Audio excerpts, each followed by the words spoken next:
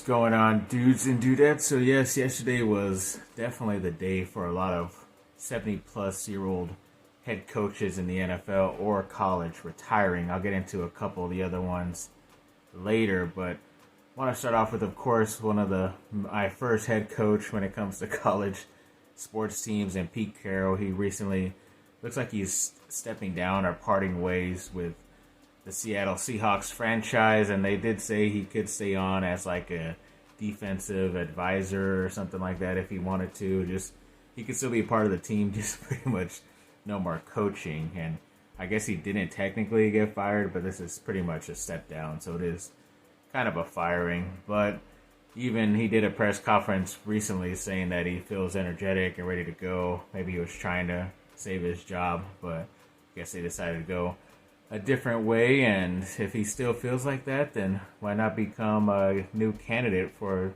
the head coaching search of the LA Chargers? Come back to LA, work your Pete Carroll magic again, and see if it could go, especially with a quarterback like Justin Herbert. And you got a lot of older veteran defensive players, which is not, something a lot of people would enjoy, but maybe he could do something good with it, because obviously we remember the Legion of Boom. Yes, they all were drafted and grew up together, but maybe he has a little bit of magic left down here in SoCal, and it would be pretty cool to have him as the head coach. And, he is 72, so we'll see how much longer he would want to coach, but even becoming a advisor for the Chargers as well would be pretty cool in my opinion. So, yes, congrats on a great Hall of Fame career. Won a couple of national championships in college at USC. Won one with Seattle, went to another one with Seattle. So, yeah, he's a pretty awesome Hall of Fame coach, in my opinion. And then the quarterback, Jaden Mayava, who flipped from Georgia to USC the other day officially, kind of became more official when his NIL group that represents him did put out a post saying that he was committed and was wearing a USC jacket and all that good stuff. So, yes, I guess we can now say it is official. You never really officially know with a lot of these guys, but if his group is saying it, because I don't know if they did that for Georgia either, but I'm assuming not, because this picture is going around a lot more than if that one ever did. So either way, hoping this is true and looking forward to this quarterback competition happening at the USC campus. And yes, last night, sadly, USC basketball did lose to Washington State 64-72. They were pretty much in it, but even to start the game, they were without their main defensive center and Joshua Morgan and one of their leaders, so that was already a bad thing. But then during the game, they did lose their star freshman player, Isaiah Collier, to what looked like a hand injury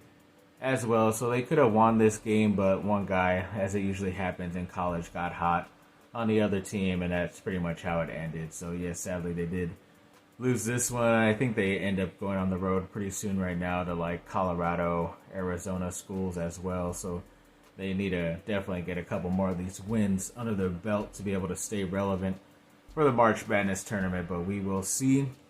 And then I think it was 247 had their transfer portal rankings of the team so far when you're ranking the transfer guys coming into your team, and USC was ranked number 7. Now it's just funny because a lot of people love the additions that USC is getting, especially at certain positions, but apparently they're not high up numbers-wise when it comes to because they're ranked at a certain number when they're in the transfer portal. They're no longer like 4 or 5 stars.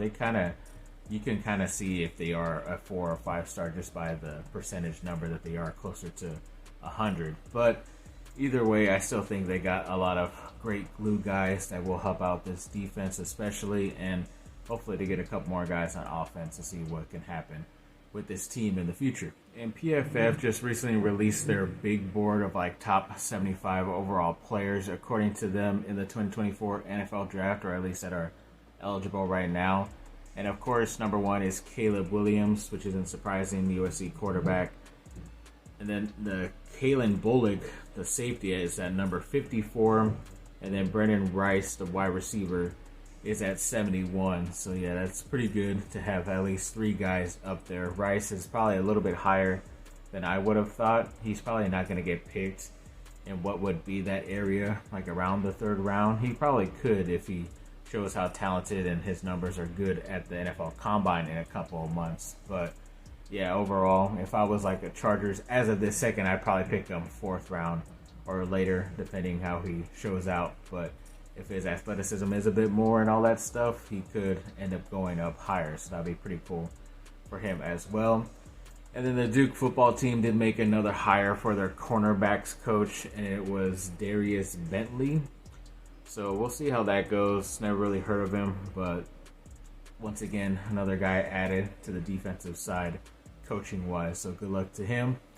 And then the Chargers did make another request for someone to interview for their head coaching position, and that was Bills defensive coordinator Leslie Frazier, who I remember him being the head coach of Minnesota a few years back, and now he's back to being defensive coordinator. But I don't think he was the coordinator this season, because I thought I saw him doing some more analyst stuff on TV or online this last season. So maybe he took a year off and then is now getting back into coaching and trying to be a head coach. So that's pretty cool for him.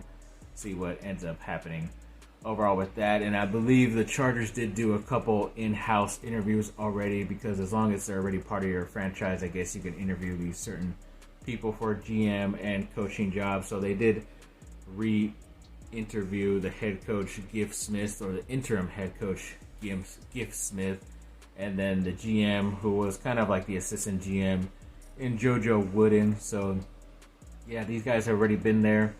Maybe it's not the greatest opportunity for them because they were part of the last staff that just pretty much got fired, their bosses. So that's all you could do, is hope for an opportunity, and if they don't get it here, then I'm sure they could have a job somewhere else in the process. At least you get the interview done, so you know what to look for in the other places you're going to be interviewing for. So either way, hopefully they do a lot more interviewing and see what happens out there, because maybe it's not best to hire in-house talent as of right now. And after that Toronto Raptors game the other day, there was so much controversy, especially from the Toronto Raptors head coach, saying that the Lakers got so many more penalty shots and attempts than they did. And I don't know if he mentioned this at all, because I just seen his face meme throughout social media. I never really heard the interview, him pretty much bashing on the refs in the NBA. But it kind of seemed like maybe if the numbers were inflated, it's because his own team was fouling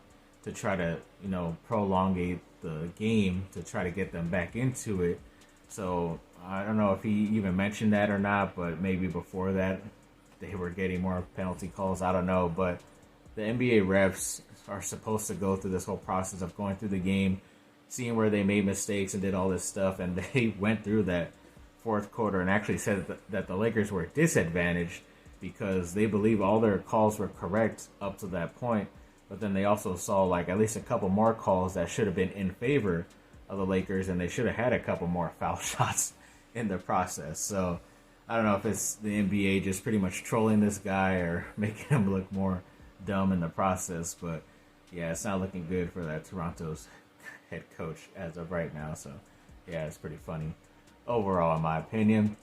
And then yes, according to the NFLPA, they named their All-Pro punt returner, and that was the Chargers wide receiver punt returner and Darius Davis. So I don't know if this is like the official like first team or whatever for the NFL, unlike how the AP poll does it for college and all that stuff. But if he's getting recognition, and he obviously deserves it because he was obviously one of the better rookie punt returners, but if he made the All-Pro team, then that would be pretty good for him and probably a nice incentive on his contract. So congrats to him. And then the Chargers did release a social media post containing their 2024 opponents home and away. They don't know exactly what dates and what weeks they are going to be playing, but they did have them set up. So obviously, to start off with the division at home, it's Denver, Kansas City, and Vegas. Then they also have Baltimore, Cincinnati, the Saints, Bucks, and Tennessee Titans. And away, it's still Denver, Kansas City, Vegas, the Cleveland Browns, Pittsburgh Steelers, Atlanta Falcons, Carolina Panthers, New England Patriots, and Arizona Cardinals. So I think from my count, maybe like 4 or 5 of those teams are playoff teams as of right now. And yes, every year is completely different. It's not always going to be the same teams, even though it most likely will be, because if they don't clean house, then they will have most of the same players and will be just as good. But it kind of, like I always thought, like, where if you're one of the worst teams, they kind of give you an easier opponent schedule to where you're drafting. You will play a lot of those teams as well, which they are in Carolina, Arizona, New England again. So it should be a pretty nice season for the Chargers as long as they stay healthy, make a couple of right moves here and there, including at the head coach position, and they could come in and be like the savior, because they could have a really awesome record and hopefully have some home field advantage in the playoffs for the Chargers. But we'll see how this goes. It could be very interesting to see how this season ends up in 2024. And then, yes, speaking of those retired coaches, yes, Nick Saban of Alabama announced his retirement, and I think he recently said that it was due to maybe health reasons and just wanted to spend more time with family and all this stuff. But I mean, it's kind of difficult, especially for these older guys, to still be coaching in college, because they have a lot less control, and these players can go and leave whenever they want to. And even if you pay a guy, he can still end up leaving pretty early at some point and not stay with you 100%. So I'm sure he got out of it for that main reason. And then even Bill Belichick of the New England Patriots recently parted ways, and obviously I would prefer any of these guys to be head coach candidates for the Chargers. It just seems like I think Nick Saban is pretty much officially retired. Belichick there still seems an opportunity, because he is being linked to other teams like a Washington or Atlanta and all the places like that.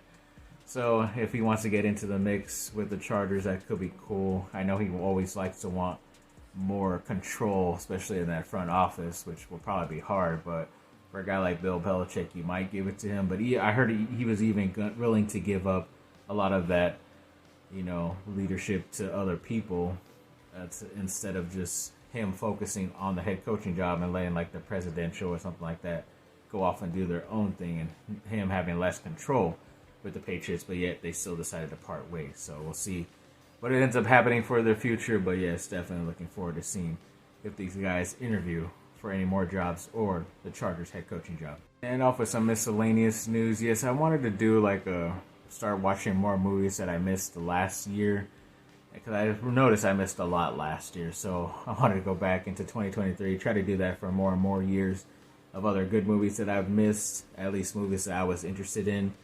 And one of the ones I watched recently the past couple of days was that Peter Pan and Wendy, which is pretty much like a remake for Disney Plus, and at times it almost felt like a shot-for-shot remake of the old cartoon, and they didn't really have any of the music. There was some orchestra instrumental of some of the old songs, but that was pretty much it. And even Peter Pan didn't have red hair, which was kind of weird. I know they wanted to make him a different race, but at least have him have red hair.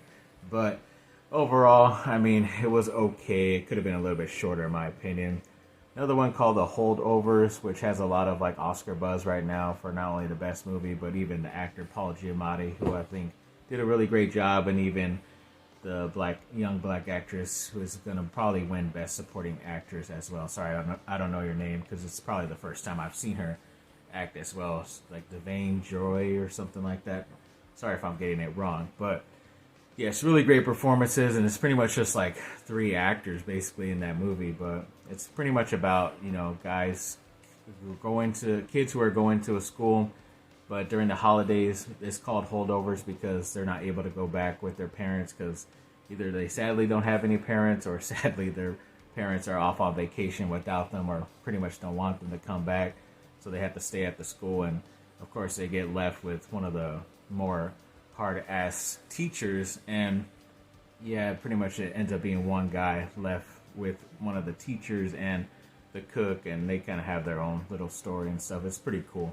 Definitely recommend that if you're willing to watch it. And also watch The Haunted Mansion, which came out middle of last year. Was pretty interested in this because I am a pretty big fan of that ride, The Haunted Mansion, and it looked pretty cool, and it's overall an enjoyable movie if you like the ride and the history of it and the idea of it. But there are some scenes, I wasn't scared at a lot of the jump scares, but there are some freaky looking characters and all that stuff, so kind of surprised they got away with that in a PG-13, Disney movie, especially about a Disney ride. You know, a lot of kids are going to go see it. But I thought overall it's a pretty cool thing. And the Hatchbox goes, is it Hatbox or Hatchbox? I don't know.